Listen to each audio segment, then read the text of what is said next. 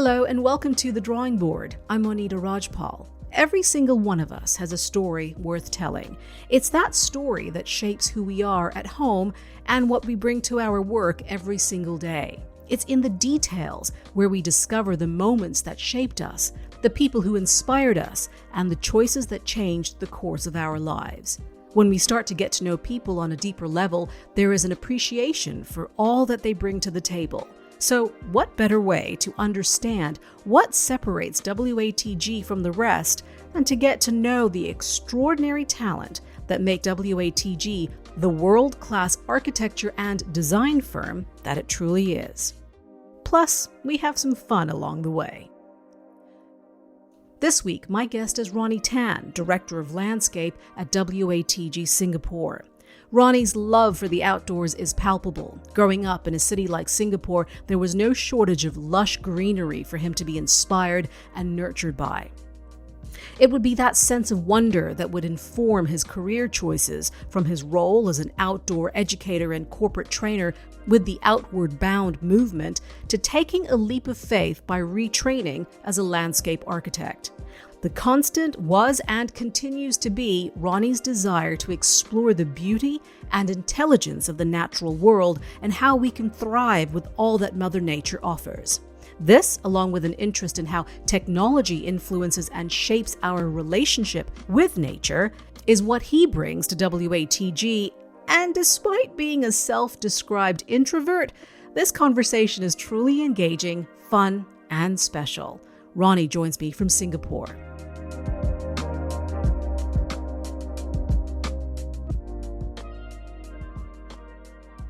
Ronnie, it's such a pleasure to meet you. The pleasure's mine too, Monita. How would you describe what it is you do?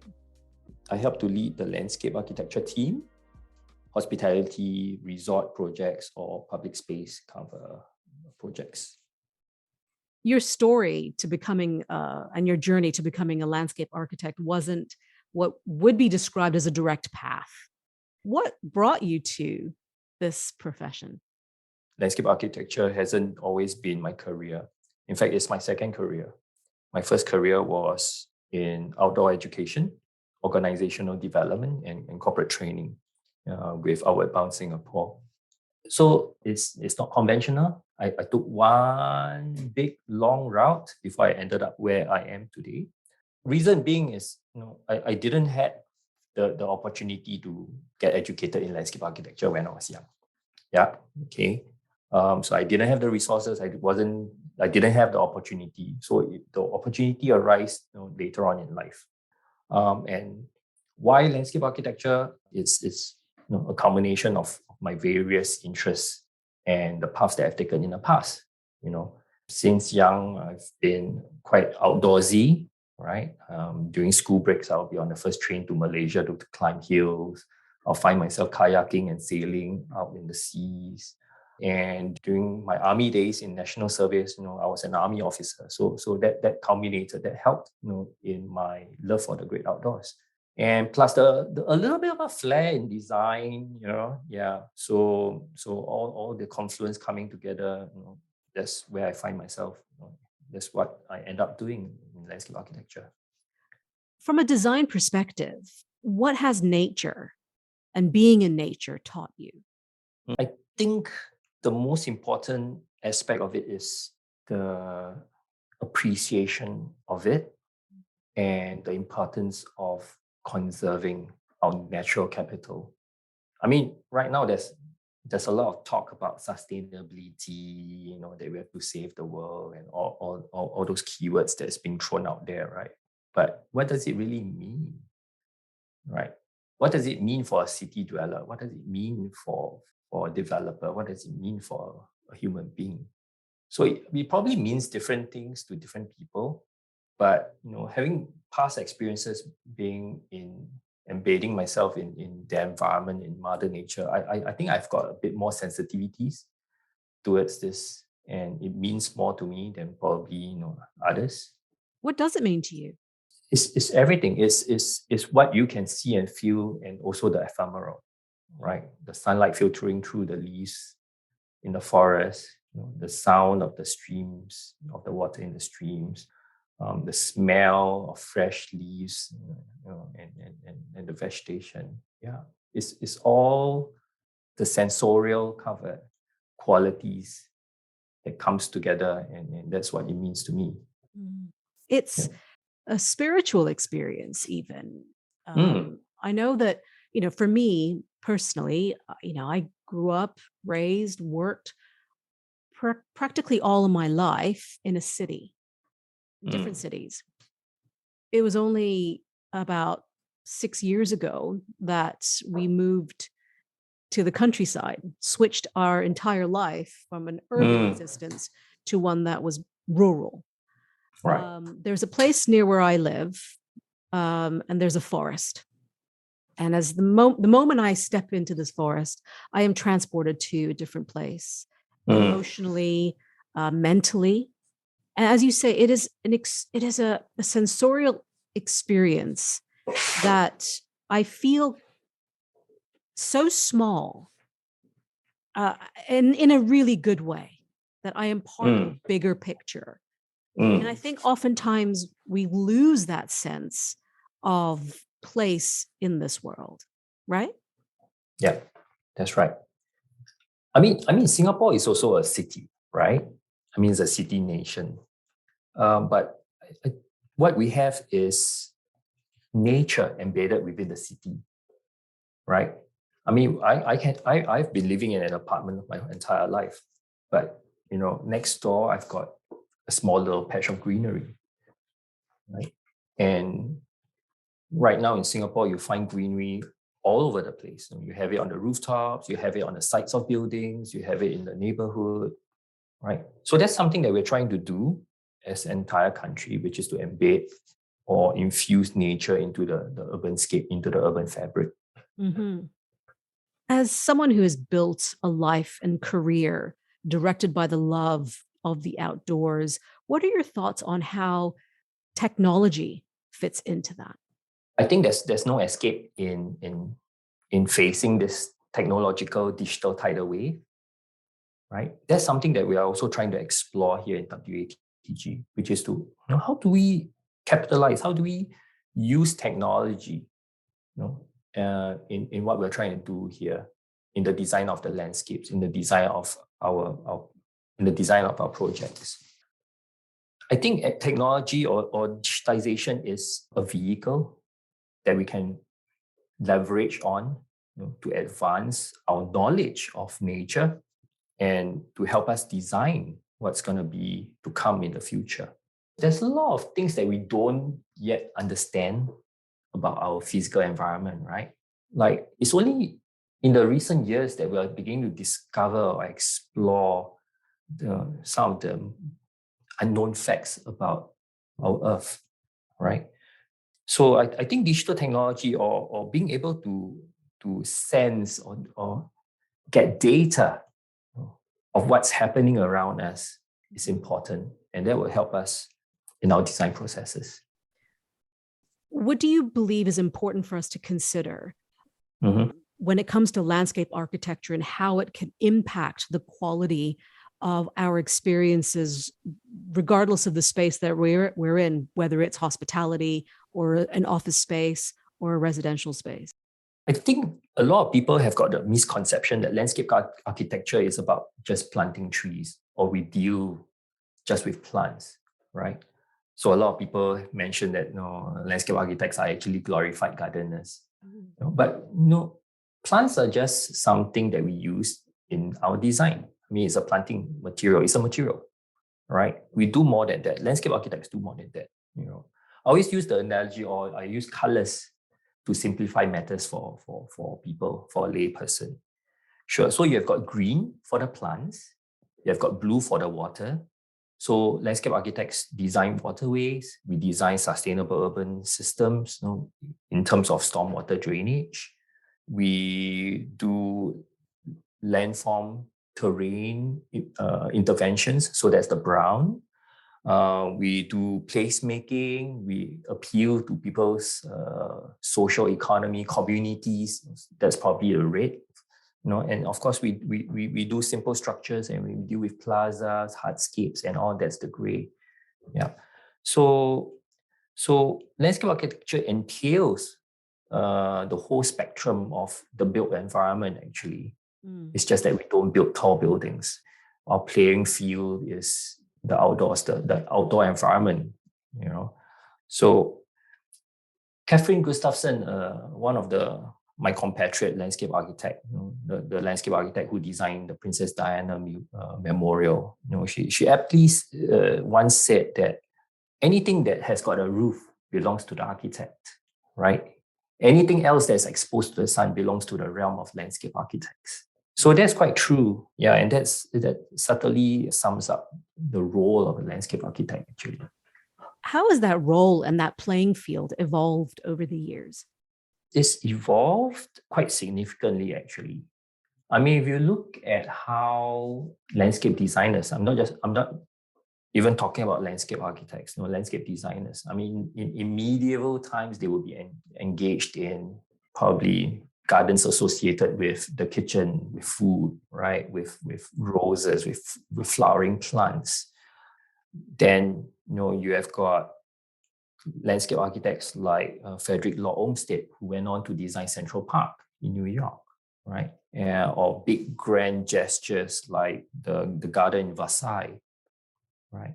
And right now you have got landscape architects who are designing memorials.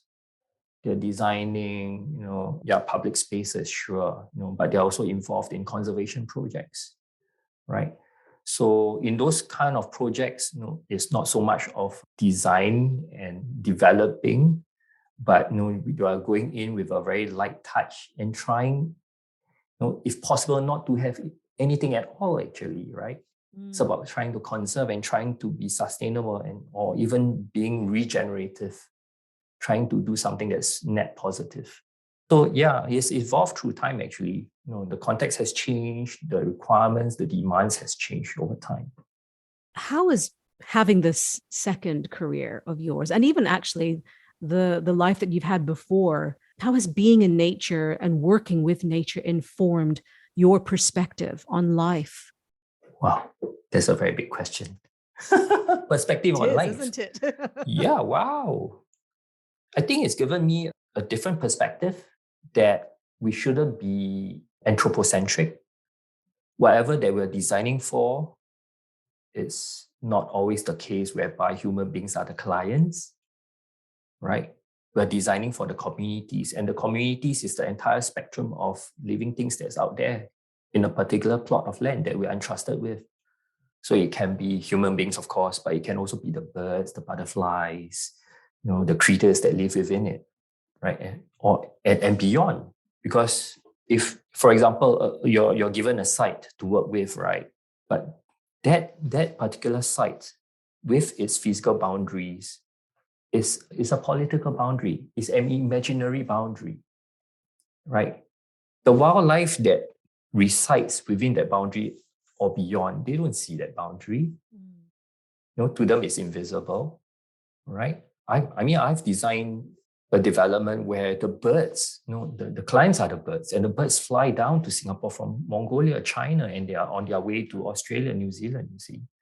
So where's the boundary? Sure, yeah, the site boundary given to us by the human beings, by the clients are that set boundary. But if you look at the entire region, the whole Asia, Australasia flyway, that's the boundary, right? So I think in that sense, it's given me a broader perspective on life and what we do as landscape architects. The impact of our work extends beyond what we have on hand. Yeah, and it's given me a bigger perspective, not just physically broader perspective, but in terms of time frame, in terms of the scale of things as well. The climate being what it is today, in that, in many senses, is predictable unpredictability. Temperatures are rising. There are extreme weather patterns. How does that impact your designs? And are there ways to work with those extremes, with extreme unpredictability? Yeah, that's the consideration that we have all the time, at the back of my mind, or back of our mind whenever we go into a project, which is to be able to design for climate change, design for uncertainties. It may not even be for climate change. It may be for geophysical kind of a phenomenon. Like what you have right now, you have got earthquakes in Turkey and Syria, right? We would have to take into consideration the site context, the geophysical environment, and take that into consideration and design for it. Yeah. Like currently, I've got a project in the Philippines, and because it's an earthquake-prone zone, right? Yeah, we would have to take that into consideration, and whatever that we put in place, whatever we design, has to cater for any eventuality. The interesting thing is, in the sense of the unpredictability, is when you're designing for eventualities that have already happened. But what about those that haven't and that we don't know what shape they'll take? That's a massive challenge, right? Yeah, that's right. I mean, we don't know what we don't know, right? Yeah. We can only design for the possibilities that we think will probably happen. So I guess with that, it shows the importance of being able to design a sustainable project that would be able to alleviate, to help with all these environmental conditions as much as possible. What are some of the more interesting challenges you face consistently as a landscape architect? I think one of them would be trying to get the clients on board in terms of the sustainability message. Yeah. Still today. Yeah. Yes. Wow. For clients, I think the bottom line is very important, right? The bottom line of being profitable in dollars and cents, that's very important. So sometimes I think some people tend to put that as a priority over other aspects of a project. That's why the triple bottom line is very important, and we try to get that across to the client as much as possible.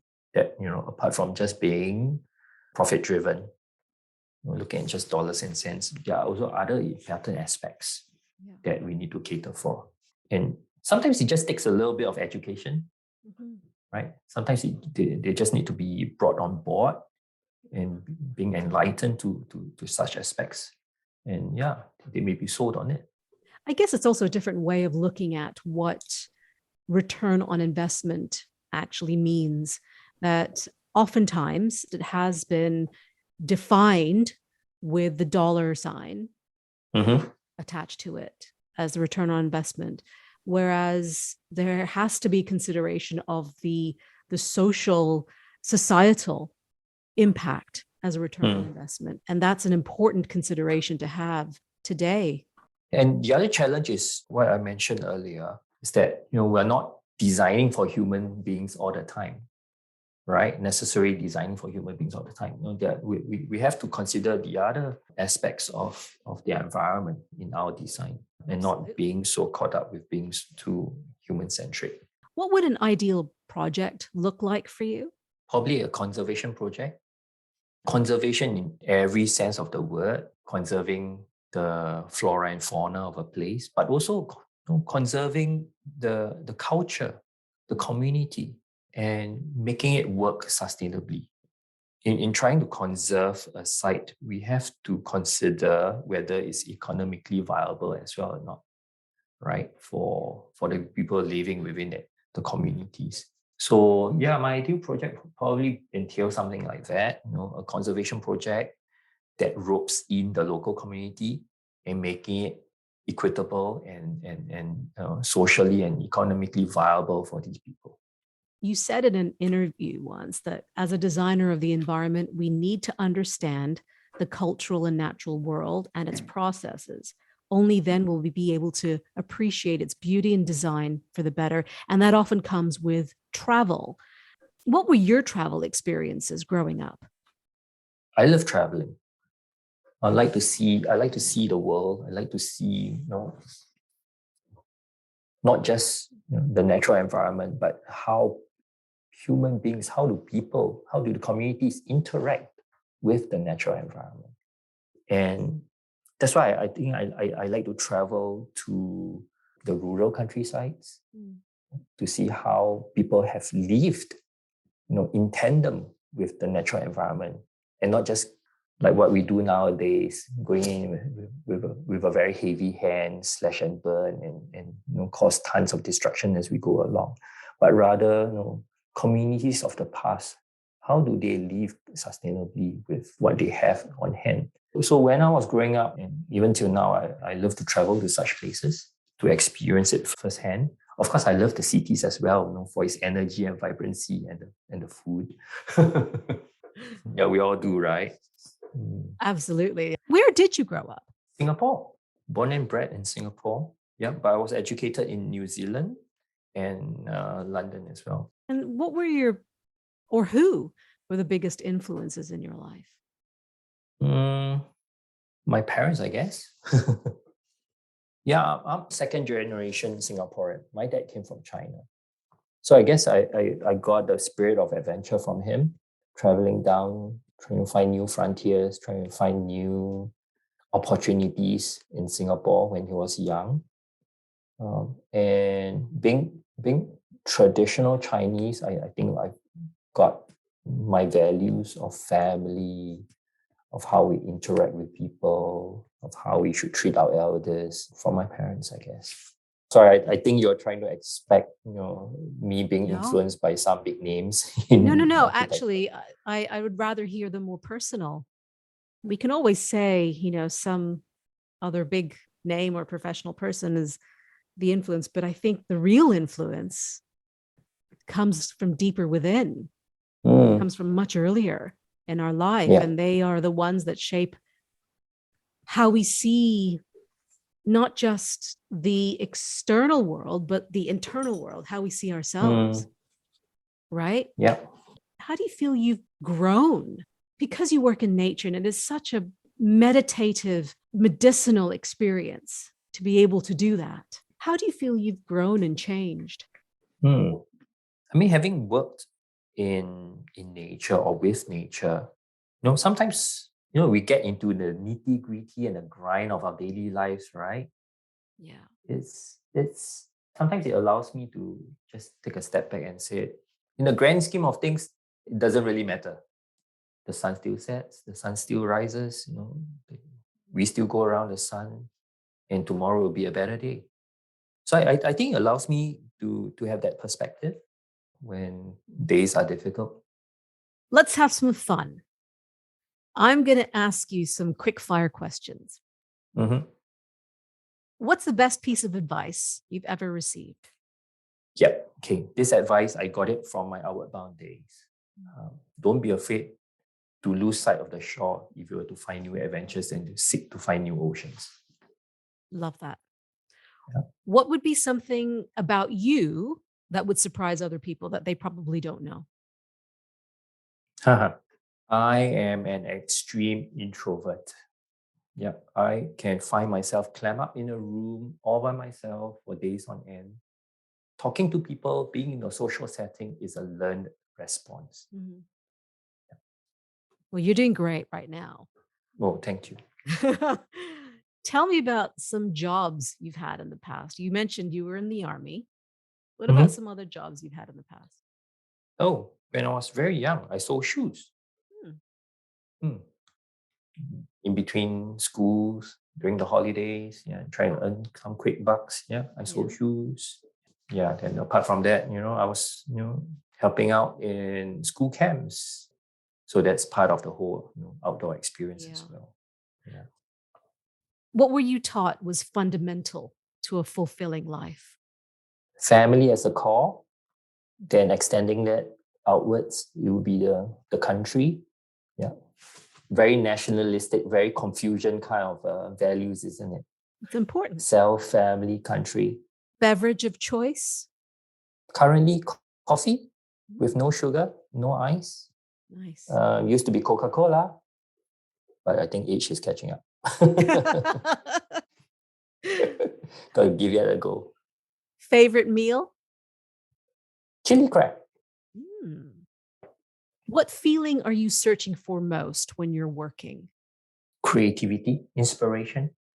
Yeah, I crave for inspirations in working. It can be all kinds of possibility. I find myself looking through fashion magazines, product design, websites, of course, architecture. So I'm inspired by the different other disciplines rather than landscape architecture, actually. Because I try to bridge, I try to extend and be as transdisciplinary as possible. What did you grow up believing? Tons of stuff, actually, that we're capable of much more things than we think that we are capable of. Yeah. Yeah. The belief in oneself is very important. Ronnie, it has been an absolute pleasure chatting with you. Thank you so much for making the time to speak to me. Thank you, Monita. Thank you. It's my pleasure too. That was Ronnie Tan, Director of Landscape at WATG, speaking to me from Singapore.